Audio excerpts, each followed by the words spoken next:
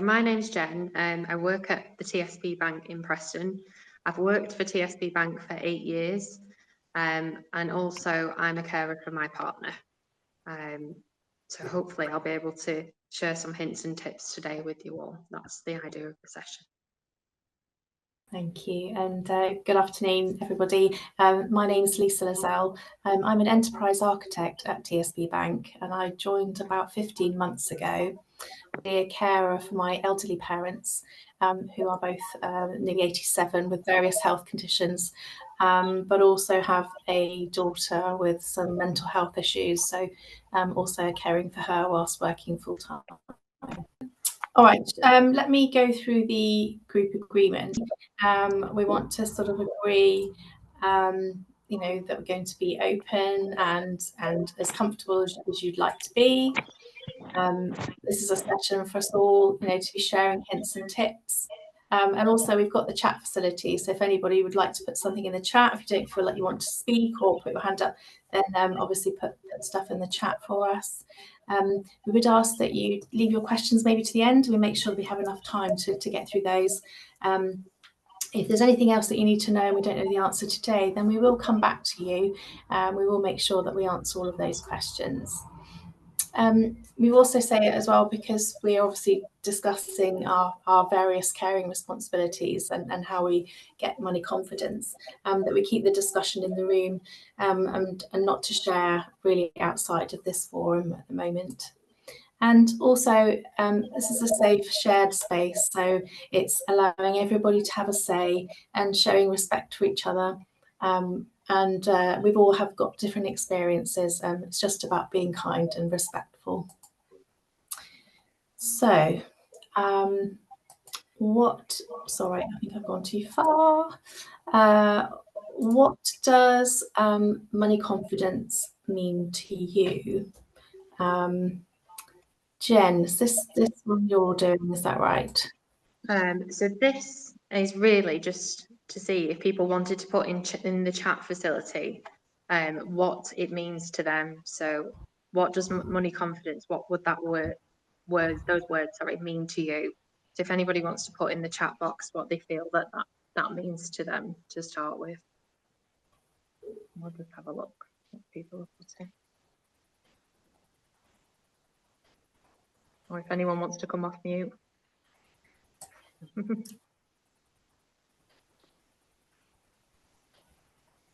So yeah, somebody's put knowledge there.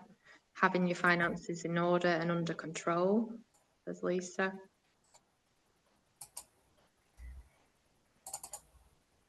Having the financial freedom to provide the best quality of support to the person requiring care support. It's a great answer.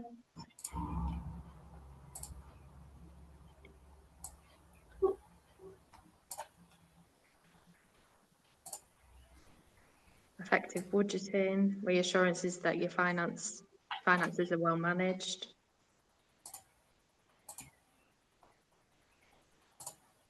And effective budgeting. So I think the idea behind that question is that obviously money confidence means a different thing to a lot of people. So the idea today is to sort of give you some hints and tips around different things that are out there that you might not be aware of, and to bring those to light really. So I don't know if you do know, but many carers don't realise that they're entitled to a wide range of benefits. So over 8 million people in the UK are potentially missing out on a total worth of £22.7 billion. So it's obviously a lot of money. And whilst it's important that we get a formal carers assistant, it doesn't always trigger all the benefits that carers are due. So during this slide, I'm going to highlight 3 separate tools that you can access to check your own eligibility. So the first link on this page is a link to the Money Helper Benefits Calculator. So this includes a range of benefits, payments or vouchers that you could potentially qualify. And it also includes government cost of living payments, money towards your heating bills and warm home discount, free school meals and grants to help paying with school uniform. So that link there is a straightforward link. You click on it, it'll ask you some basic questions, and it'll give you an idea of potentially how much, you know, that you may be entitled for that you're not aware of. It then goes into a little bit further detail, and it gives you access to things that you might not be aware of, and things that, you know, that could potentially benefit you. So the second link that we're sharing with you is a link to the Household Support Fund. So this is for those who are struggling to afford essentials like energy, water and food. You can apply for this through your local council, but you do need to be in receipt of benefits to be eligible for this. So again, that's another useful link that we're going to be sharing with you after the presentation.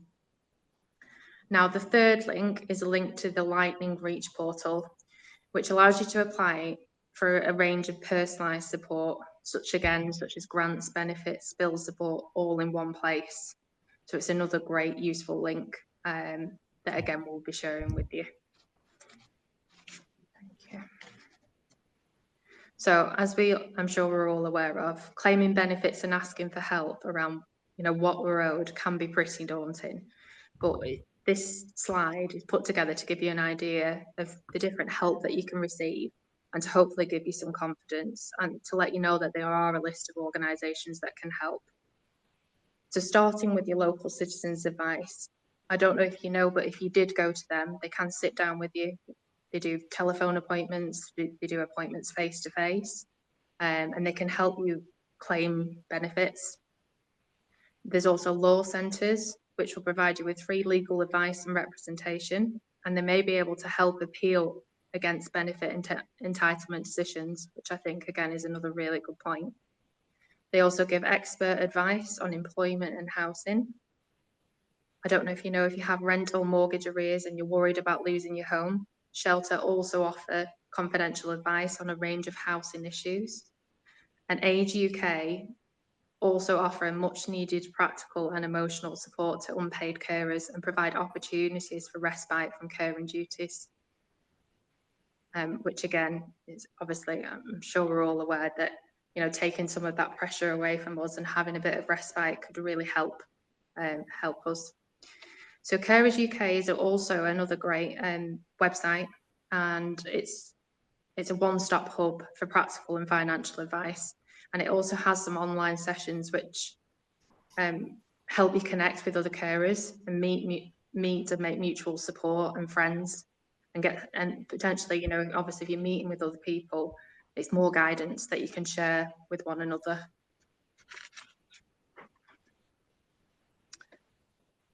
So this next slide, I'm going to be talking a bit more in detail about managing your cost of living and giving you some hints and tips. So carers can often face a significant financial burden because of time they spend caring for a person, as they're unable to work. So to receive carers allowance, there's a strict limit as well on how long you're able to work and receive support. There can also be a delay on obviously any financial support that you may be paid, during which time new carers can potentially struggle more financially. So the question we want to ask ourselves as carers, what kind of steps can we use to help us feel more control of our money and more money confident? So a budget plan is a great way for you to help you spend the money you have. It tracks all the money coming in and every way it leaves through bills and spending. And there are many free accessible budget planners online. I don't know if you're aware of that. But also, don't feel afraid to go into your local bank and speak to them. They'll be more than happy to sit with you on a one-to-one basis and go through your income and expenditure with you. So look for ways to lower your bills by shopping around for a better deal. Change your habits and spend less. Stop any services you don't use or like, or unused subscriptions. So again, working in branch, I see so many customers who are paying for subscriptions and memberships that they no longer use. Just by cancelling some of those, it can save them hundreds of pounds a year. So avoid taking out any debts you can't afford to pay. And if you're stuck in debt, contact your local citizens advice or your debt help centre for advice on what to do. And again, reach out to your bank. And there are things that they can look to help you with as well, such as asking for like repayment holidays. A lot of people don't know you can take repayment holidays on your loans and your mortgages. for 1 or months your interest will still be charged, but it allows you to relieve stress and pressure. So the most common period of time that I find people come to me for these repayment holidays is Christmas. And it just allows people to relieve some pressure and some financial stress around those busy periods. They'll take a repayment holiday. Yes, they'll have to pay more interest in the long run, but it takes a lot of stress over that festive period and maybe other periods, you know, that they might need a holiday. So this next slide. So basically, if you care for someone, you may eventually need to manage their money or help them make decisions on their behalf. So the second part of this session will help you understand the right way to manage someone else's finances on their behalf. So working in the branch for the last 8 years, one thing I have learned is the importance of planning ahead. So a lot of people might leave things right to the last minute before they start planning about the support that they might need in place. So if you plan ahead, it allows you to include the person you are caring for in the planning process as well as in any decisions. So for example, if you need to help manage a person's money for a short period of time, say that person might be going into hospital, they might be going away for a few months' time, you can ask your bank for what we call a third party mandate, and I'll go into that in more detail over the next few slides. Potentially what it might be worth doing is sitting down with the person you're caring for, listing all the services that they use, such as utility companies, any GPs that they might be registered. And it could be worth potentially contacting them and asking if they have what we call a vulnerable persons register. Now, by doing that, obviously you're preparing for the future. And if you do need to contact them on their behalf, it makes things much more straightforward for you. You can also ask to become an appointee so that you can manage their benefits on their behalf through the DWP. And if you need to make decisions for someone in a long term, there's something called power of attorney, which helps you manage their finance and affairs as well as their health and welfare, which again I will go into in a bit more detail over the next few slides. Okay, so this next screen goes through the process of applying for a third party access. So it's an arrangement between the bank and the customer to let a nominated third party transact on their account. So there are restrictions and limitations to the third party access. So unlike some power of attorneys, a court of protection or a guardianship, it doesn't have to be registered with the authorities. So it's just an agreement that you have with the bank. Okay, so it can't be set up if that person no longer has mental capacity. So it's not something we can set up then. But as I've said before, it could be set up for something temporary, like if the person you're caring for is potentially going into hospital, it allows you to have access on their behalf. So to do that, you need to go through an identification process to gain that third party access. So you'd visit your local branch and you'd say, I'm looking to set up third party. Can you sit with me and tell me how I can access that? So you can do most things on their behalf in branch or over the phone. You can ask for your own debit card that you can use on the account, which will obviously make things a lot more straightforward for you. And when it comes to like paying for bills, as well as obviously paying for any food. You can't use their own debit card that they have. So it's important to remember that you'd have your own separate card, and you can't open and close any accounts on their behalf. So it's just very basic access, but it could potentially relieve some stress around a period where they might be in hospital. So it isn't suitable to help manage their isn't suitable for people who've lost mental capacity. It's not something we would look at. In that case, it would be what we call a power of attorney, which I'm going to go on to now on this next slide. So a power of attorney is a legal document, as the screen says, and it allows you to have the legal right to manage affairs of another's. And we call the other person the donor, and we call the person who's registering it an attorney. So the attorney must follow certain principles to act in the donor's best interest. So it's basically an agreement that you sign once you've got that in place, and it allows you to have access to the accounts. It allows you to be registered for internet banking. It allows you to have a debit card. You can use in shop, you can use it online. And it also gives you access to the bills, so you can manage and control those as well and cancel them if you need to. So there's two types of power of attorneys. There's the ordinary power of attorney, which can be used in the short term if someone goes into hospital or needs to go out of the country for a while again. So that's a temporary agreement. Then we've got the lasting power of attorney. So this is the one that I see most in branch. Okay. Now this one comes into effect if the donor loses mental capacity and they're medically judged unable to make sound decisions for themselves. There are two types in terms of what an attorney can do, one that covers property and one that covers health and welfare. So property and financial are used for future financial decisions, such as managing bank accounts, as we've discussed, collecting benefits, or a pension, or selling a house. Health and welfare is used for future health and general welfare decisions, and for example, treatment of care choices. So you tend to find when people do go for the power of attorney, they register for both of those. That's what we see. So the next screen just goes through setting up a lasting power of attorney. So on this screen, it just says it's important that you set up the lasting power of attorney while the person still has mental capacity, which we've discussed, and to make and share their decisions. So when I said about thinking in advance, a lot of people potentially might get to a point where they come into branch and they haven't thought about setting up power of attorney, and that person that they care for might have lost mental capacity, which then makes it a little bit more complicated for them in terms of the access that they require. And it's just a little bit of a longer journey for them. Whereas if they've got that power of attorney set up already, it's just a matter of coming in and registering that. So again, getting legal or other information help so that your agreement is correctly completed and registered. So it can be a pretty daunting task, but a solicitor can help you complete the application and they can register it with the right authority for where you live. It's important to remember that power of attorneys can only be set up while the person you care for still has the mental capacity, which we've spoken about. So the exact process differs depending on where you live for the different procedures.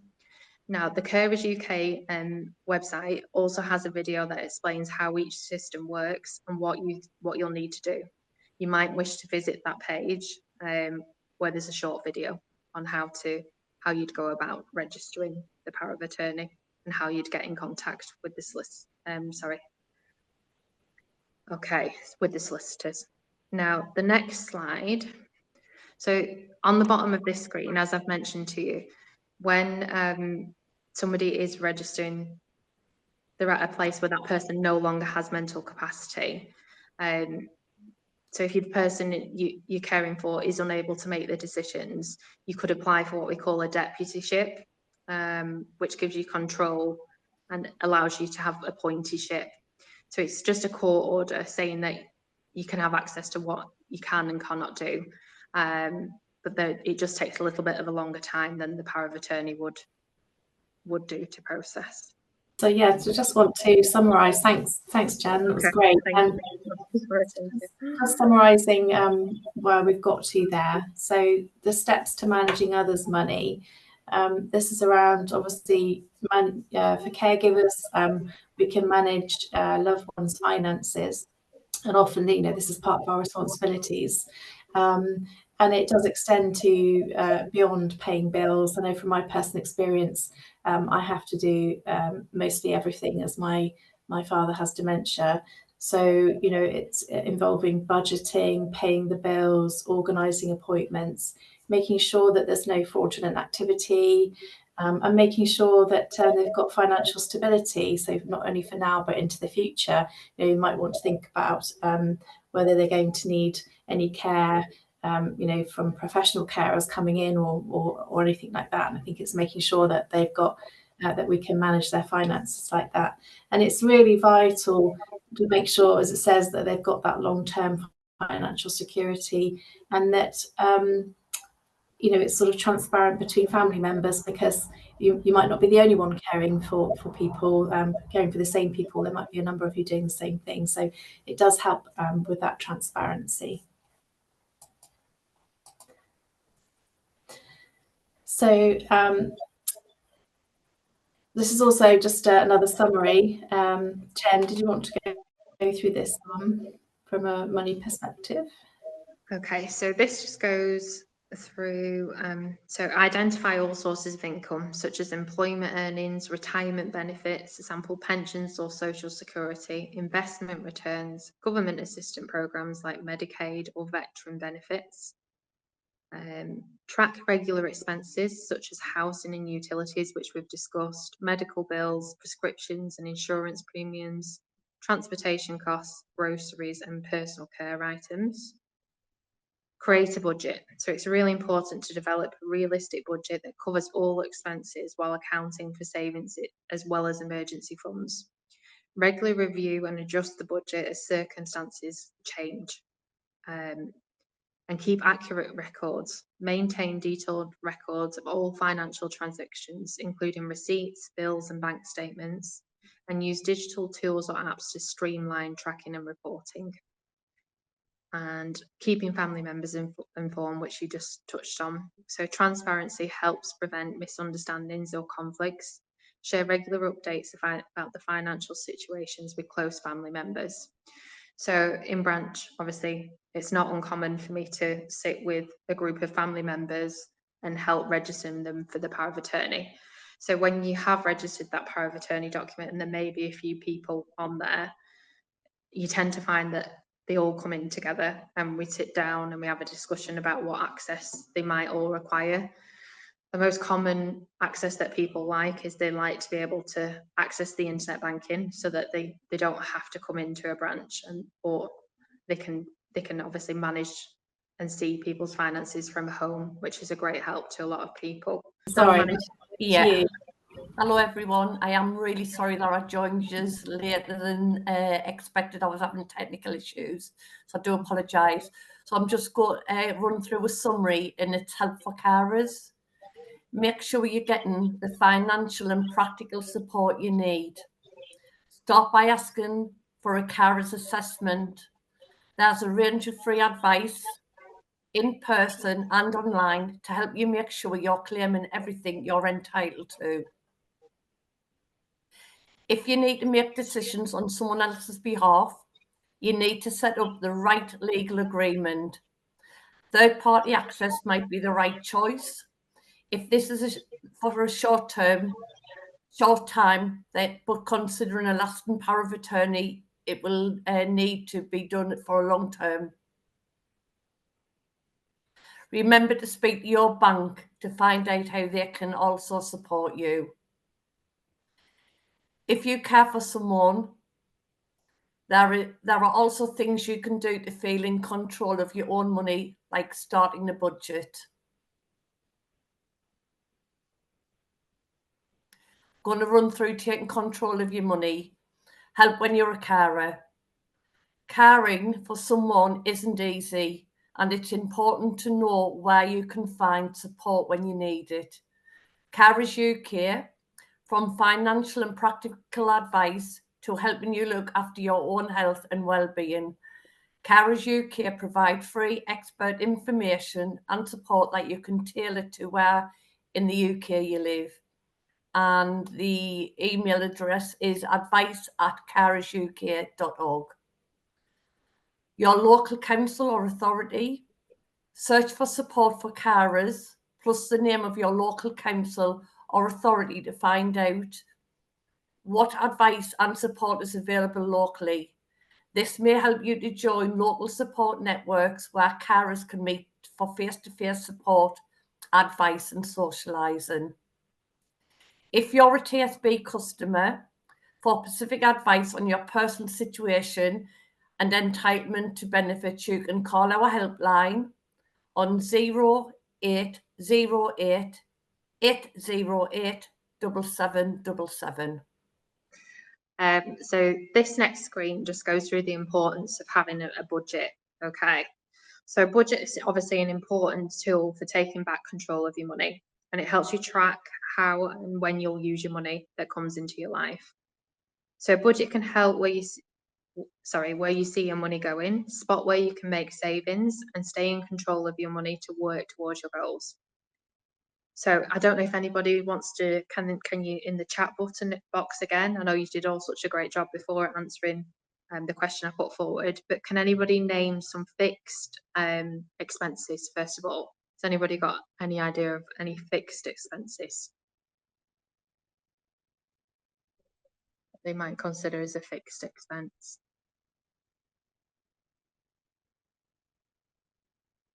Brilliant, yeah. Mortgage, gas and electric, water, utilities, rent, yeah. Mobile phone. Hey, you're all good. Council tax. Brilliant answers, thank you. Yeah, so they are all example of fixed payments. And then obviously you've got things like variable payments, which might be like TV subscriptions, it might be a subscription to a magazine. So fixed expenses are costs that generally stay the same. And obviously variable ones are things like shopping or socializing, which sometimes obviously it's always nice to have, isn't it, and treat yourself, but sometimes maybe we could potentially cut down a little bit on those. So it just says, how do we prioritize different bills and expenses? So it can be difficult to manage all the different bills and payments in our lives, which I'm sure we're all aware of. The consequences of missing some types of bills can be more serious than if you fall behind on others. So there's an important tool which could come in really handy, and it's called a bill prioritizer. And it helps you put your bills and payments in order. So if you're struggling to pay, whether it's your rent, your mobile phone, or your loan repayment, it will tell you 2 easy steps what to do before you miss a payment, and it puts it in order of, you know, which one could I potentially afford to miss more than another, which one's more important. And that's called a bill prioritizer.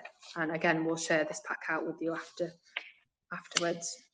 So this next slide here, this goes through some good and bad habits. So being good with money can be kept simple if you follow some key rules. So always try to talk and ask questions about money. So as I've said to you, you know, people who work in banks are more than happy to sit with you and answer any questions and talk about your budgeting and, you know, how we can help you. So look to set goals and review them regularly. As outlined in the starter, setting goals helps us feel more focused, and sharing makes us feel more accountable. We know it can be tough, but try to make sure you do not have more money going in than out. So obviously controlling your cash flow. Be disciplined and stick to your plans, set goals, as planning helps us be more disciplined. If you're saying you're going to start saving, start now. You can start small. Saving little but regularly can add up. So open a savings pot, you know, you can deposit £10 into that. You know, have people who might save up £25 a month, £10 a month, what they can afford. But that money by Christmas time comes in really handy and useful for those people. And also with banks as well, there's a lot now that we do in terms of, there's extra like tools that we have. So we have something personally with TSB, and it's called Save the Pennies, and I use it myself. And say if I spend £2.70 in a shop, it will put the odds in there, so it will put 30p in the pot, so I won't really recognise it. And then come a couple of months, you know, I might have £40 in there that I've not really thought about. And it's all those add-ons that you might not necessarily have thought about, but go into your bank and ask them and see, you know, what extra things they might have that you've not thought about and that could help you start saving. Okay, thank you, Lisa. So this next slide, so basically it goes through so this is a free budget planner. So the Money Helper website has a free online budgeting tool that can help you start budgeting. So the Money Helper website offers a tool to get started, which visualizes how much a person's income goes in and out on different areas of spending. So I have something similar to this. I can't remember what app it is. And it gives me an idea of how much I've spent and what I've spent it on. So it just gives you an idea of, well, I might be spending too much money on potentially eating out, or I might be spending too much money on socializing. I need to cut down on that. And then it'll say the next month, well, you've managed to spend £20 less this month. So that's a great tool as well to have a little look at. Okay. So what makes a good budget? So don't guess. Look at your bills, receipts and bank statements for the last 3 months. So with that, I get a lot of people that come in and say, oh, I've had a payment come out and I don't recognise it. And it might have been 3 months. I just think it's really important to keep up to date on what's coming out and what's coming in. You might have a direct debit on there that you've not thought about cancelling that might be costing you £20 a month. So yeah, again, check your app regularly.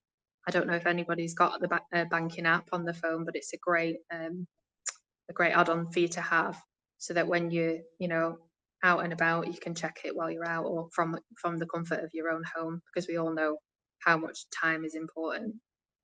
So don't underestimate. So if there's an expense that changes each week or month, use a higher rather than a lower amount. So if you're budgeting and you might say, I'd normally spend £80 on a food shop, but this month I've spent 50. Budget for the 80, just to make sure you've covered enough. They work together. So if you have shared finances with a partner, do your budget planning together, so you'll both stick to it. So I'm one of those people, if I go on a diet or if I'm doing something like that, it helps me to have somebody doing it with me to encourage me. So yeah, start saving together. So that'd be great. So remember one-off costs. Think about birthdays, Christmas, car costs, or a holiday. So again, I said before about thinking about Christmas in the future. Again, set up different savings for those extra costs that might come out, and think about them as future costs. That would help. And again, divide your money into pots. Set aside money for each expense and for saving, and you can name your savings pots to help visualize your goals. So again, I mentioned the savings pots to you. You can actually rename them. So you might have one for Christmas, you might have one for birthdays, you might have one for MOT. If you're like me, it'll cost you a fortune. Remember your why. So what's your goal? So yeah, it's really important to remember why it is you're saving, why it is that you're budgeting. How could a budget help someone? If they have an unexpected bill for a repair, a monthly bill goes up by £30, they want to save for a short holiday with friends. Rainy day savings help work out how much they can afford to repay each month if they need to borrow money. If your monthly bill goes up, spot places to reduce other spendings, prompt to shop around for more affordable deals, contract permitting. They want to save for a short holiday with friends, find areas to cut back on spending and what they can afford to save. See how long it might take to reach their goal.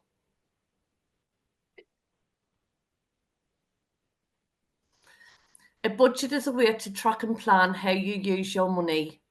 A budget tracks money coming in, what payments you make, and a running total of the amount you have available. You can divide your money into pots, amounts of money for each type of expense or saving. Planning and sticking to a budget helps you manage your money and stay in control, even if a money surprise happens. Try not to bury your head and avoid difficult issues. Your bank, charities and friends and family can all help you to resolve and money issues you discover when you create your budget. Set yourself up for financial success by planning ahead. Thanks, Michelle. So in summary, we want to just talk very quickly about other sources of help and advice. So there are other organisations that you can also contact. So we've got Lightning Reach. They make it easy for people to find personalised support in one place. And obviously we will send out this pack, so you'll all have the links on there as well. There's Money Helper, the Citizens Advice. If you're a TSB customer, then there's obviously the TSB Money Confidence website. And TSB Carers Confidence. So we have a link there that we can help with support for carers, and obviously Carers UK. So the link is on there for financial support there. It's probably worth saying as well that there might be some local charities that are available to you that are just for your area, particularly from my experience. We have a charity called Help and Care, and that's just in the Dorset and Hampshire region, and they've been helping me since my dad's Alzheimer's diagnosis with making sure that I've claimed all the right benefits and got all the right paperwork filled in. So there might be some local charities that you might be able to contact as well.